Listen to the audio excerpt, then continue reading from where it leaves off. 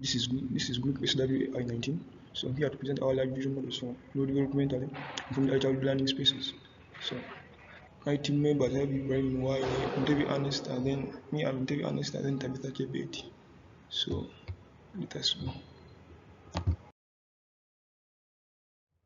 So that's our table of contents. We have introduction to the work, problem statement, research questions, objectives, research conclusion, method and systematic data description, results, conclusions, anticipated intention, and counteraction plan, references, and after argument. So, according to adult education, like imagine someone like studying in a class like that image up there where students are they don't have like free learning spaces. So here child development ECDC. So brain growth and requires so like those people requires need a space where they can get where their brain can grow faster. Then the environment like learning that the environment like completes learning impact. That's why I said environment is called learning impact. So like I said, imagine like students up there, they are all scattered, and imagine students like following, like studying in this picture down here in the corner. So there you can measure who is going to learn faster. So current challenge like traditional classrooms, one size fits all. That's why I said like imagine that image up there, and then lack of child-centered design. So in Uganda we lack early child setup design, so that's why like most of the young children do not study very fast. So why generative AI automates design concepts, customizable age accessibility style aligns with safety and education guidelines. So that's why we are going to use our generative AI like to get those custom designs. So the goal to support educators, architects, and policymakers. So here like we are supporting educators to come up with good class layouts and generate functional, but more appropriate spaces. So related works, recent trends and teacher review. So generative AI has recently been applied to various areas of design and visualization. Like text to image models such as Stabilizer and Dell EE have demonstrated the ability to produce realistic and creative images from contextual description, which has been explored in architecture and interior design for rapid prototyping and visualization. So in parallel, significant research exists on the impact of classroom design on learning outcomes, especially in early childhood development. Studies by organizations such as UNICEF, 2018, or ADC, UNESCO. So accessibility and use of color can influence attention, safety, and creativity in children. Academic work in environmental psychology also emphasizes that children's set of spaces improve engagement and learning. So, however, like while prior work addresses either AI-driven design tools or education space guidance, there is into researching on the AI introduction of generative AI with the domain-specific standards for classroom so environment. So recently AI was used like to generate various images, but there is no research about like added like classroom environments, like standards on classroom environments. So this project aims to bridge the gap by leveraging generative AI to produce classroom design concepts that align with mental education and safety principles.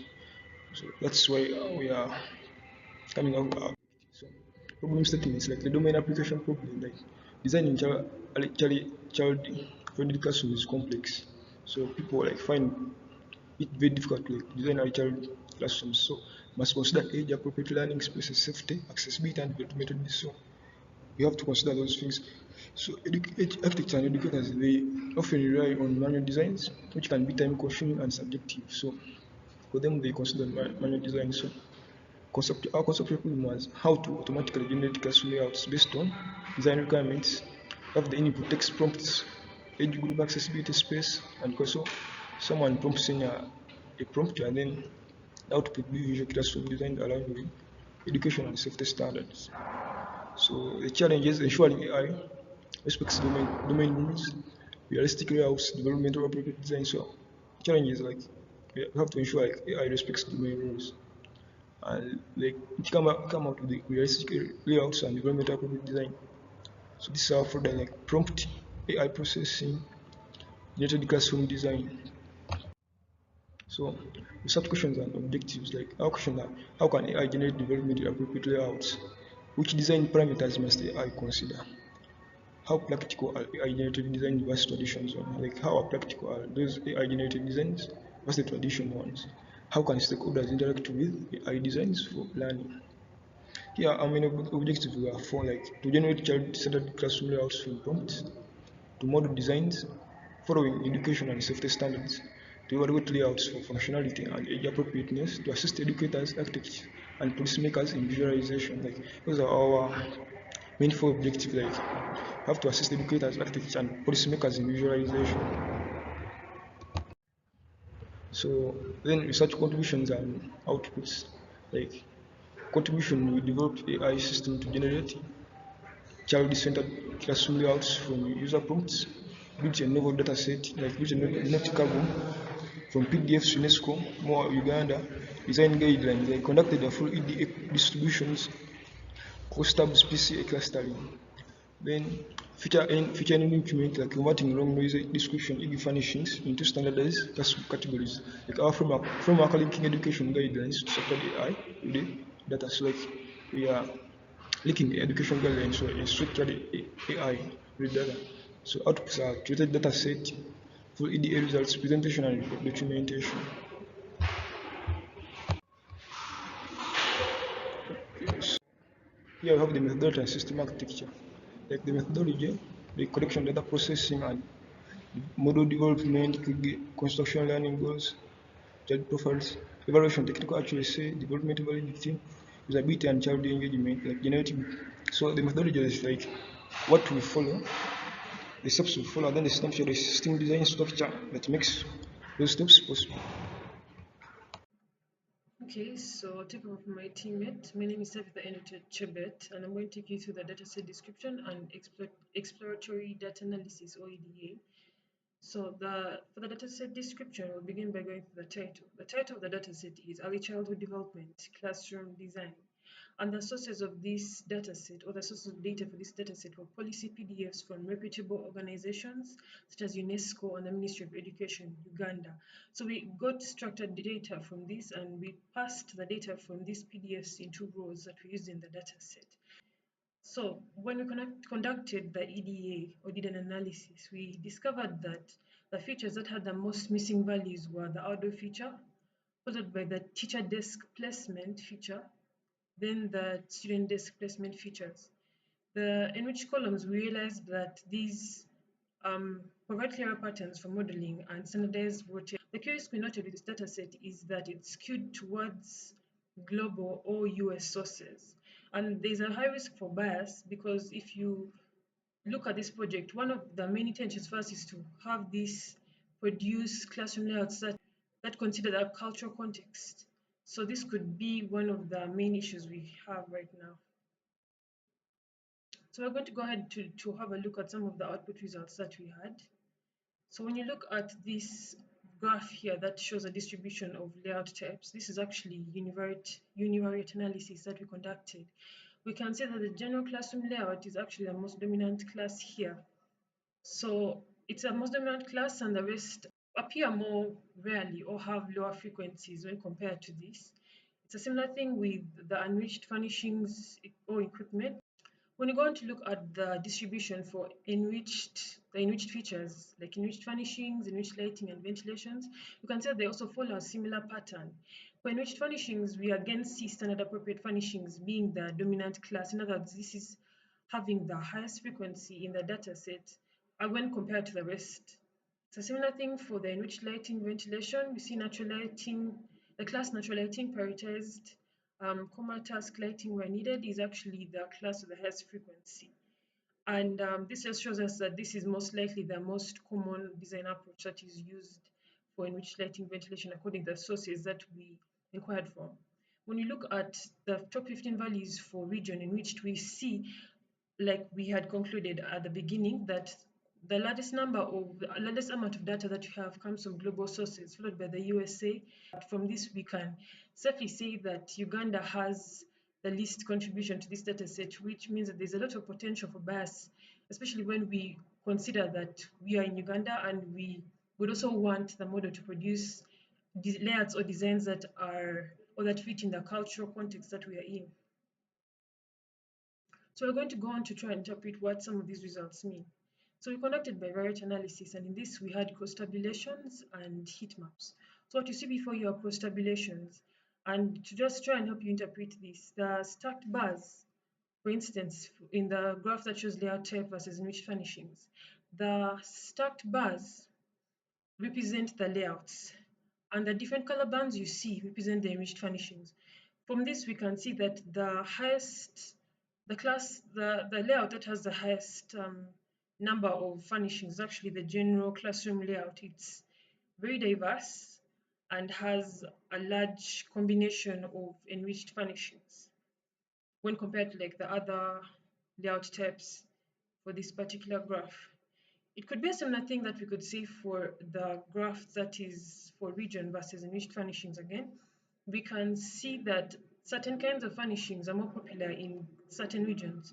We can see that the global bar graph, the global stacked bar actually has a very large combination of different kinds of furnishings. Then you have the USA followed, then you have Finland, Kenya, the UK, Canada, and Uganda. So this is expected because most of the data we got was from global sources, followed by the USA, with Uganda coming in last. So this is actually one thing that we expected, showing that this is actually consistent with the graphs that we had before. When we look at the heat maps here, the heat maps just practically help show us the dependencies between the different features. We can see that enriched furnishings is a moderate dependency between enriched furnishings and enriched color. Enriched furnishings and, pardon me, that's repetition, zoning and layout type, and there's a moderately low dependency between desk arrangement and zoning. That's for the unreached features. It's almost similar it's different, but for the unreached features, we do see that subcategory and category do have a dependency, a moderate dependency between the two of them. Zoning and layout type do have a moderate dependency as well. And then the next we can infer from is desk arrangement as well, and zoning do have a moderately low dependency, but it still exists. So when you look at these two graphs, they look pretty much the same in terms of the dependencies, the number of dependencies we have been able to recognize. However, the correlation heat map for enriched features provides us with better interpretability because the values are more structured. So that's the main difference we can speak about there. When you look at the chi-square test, we see that a number of the values are above 0.05, which is actually the threshold that was set for us to determine whether two classes actually have a strong relationship between them. However, we can still take note that there are about three features that actually do have a relation, a strong relation, a relation between them. We can see region versus that are not dependent on each other actually. Region versus enriched color is one. We can go ahead to see that region versus enriched furnishings is another, and layout type versus enriched lighting and ventilation. So the chi-square test just helped us take note of the given features that actually are more dependent on each other when compared to the rest in the data set. So we're going to go on to look at this at a higher level. PCA stands for Principal Component Analysis. And in this graph, we're able to identify certain clusters. We're able to see a few clusters forming. Even though the clusters not very clear because there are a few features that are actually shared between classes. So we're able to see from the PCA graph that there are a few clusters that we're able to recognize. However, some of them are not very distinct from each other because some of the features do share certain characteristics. So for instance, I could say certain classrooms from our data set do share certain features. So even though there's some structure to this, or this shows that there's actually some structure to this, there's no strong separability between the clusters we've been able to recognize because of the overlapping that's present. The next graph just shows us pretty much a similar thing, but with the clusters listed this time. So we're going to go on to look at what these clusters, or just have an overview of what these clusters are composed of. From this summary table of clusters, we're able to see that the global sources actually contribute the most to the four clusters that we're able to recognize, followed by the USA. So it's mainly the global sources, then the USA, which again goes to confirm what we're talking about concerning the cultural bias that is present in this data set. So From this, we are still able to again come up with a similar conclusion. The data set, the presence of clusters shows us that our data has some structure. And the fact that it has structure means that it means that the AI is going to be able to train better and train wisely and identify certain characteristics in the data set that can help it come up with the classroom layouts that we require for the output required for this project. Okay, so for the model selection and deployment, simply we used the stable diffusion. Stable diffusion is just that pre-trained model. Of course, it is already trained on millions of data sets and images, so it already knows how to draw images. So we did not to train a model from scratch to train it how to draw images and so on, but rather we used this pre-trained using the low rank adaptations so that it can efficiently adapt to our domain. So our task here was just to make it adapt to our domain such that the images it generates are in line with our domain, not the outside world images. So of course we used the clip text encoder. This is just for encoding the text into embeddings that can be passed into the model. As we all know that these models, they do not use text, so they need a format that they can understand and process, and that is where the clip text encoder comes into play. So by using this, we ensured actually say computation efficiency and scalability to make our model suitable for real world deployment. How is it enabling the computation efficiency? Through using this, the gradient checkpointing and mixed precision. Of course, this is just for reducing the memory such that it does not store all the information that is not required, that is not necessary at that particular point. Of course, this is all because of the space, the computation space. And even right now, even after using all of these, the memory is not efficient. So until now, the deployment and the evaluation process has not yet been completed because of the memory, as you can see here. So it is wherever we train, we reach a particular point of training and coming up with some good results. Now the memory crashes and an exception pops. So that is the problem we are still encountering up to now. But with time, we are hoping to improve in the near future. So this is how it moves, the demonstration. It should start from the user input. So it is the user input. First of all, you feed in a text, what you want. I need a classroom for this age group which has this and this, for example, just an example. So this text is encoded, as I said, using the clip text encoder, such that it is encoded into the embeddings that the model can understand. Then after that, the model first starts with generating the noise, of course the random noise. It generates the random noise, but this is not an actual pixel image, but rather it is generated in the latent space. So it is the unit, the UNET, of course that is the model, and that model it is going to take in that random noise that has been generated by the model, and it takes in the other text. Remember, there is a text that is fed in by the user that I need a classroom which appears, which looks like this and this, and it is going to take in that text, of course not in form of text, it is already encoded into embeddings, and it takes in this random noise. So it keeps on removing the noise through what we call the denoising. It is diffusion denoising. So it keeps on reducing that noise until the noise has been minimized. So at the end of it all, it is going to generate an output which is a clear image. So that is how the product should be functioning. Conclusions, of course, we are able to fine-tune the stable diffusion, though the training is not yet complete because of the memory issues.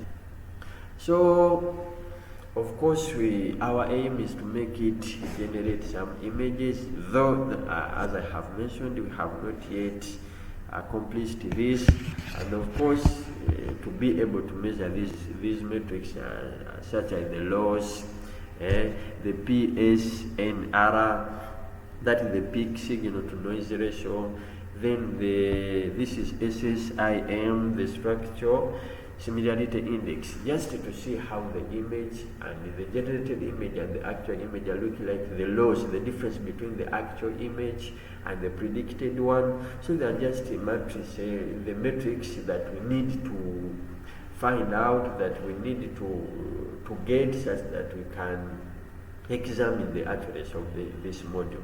But all of this is going to be accomplished after solving the memory problem.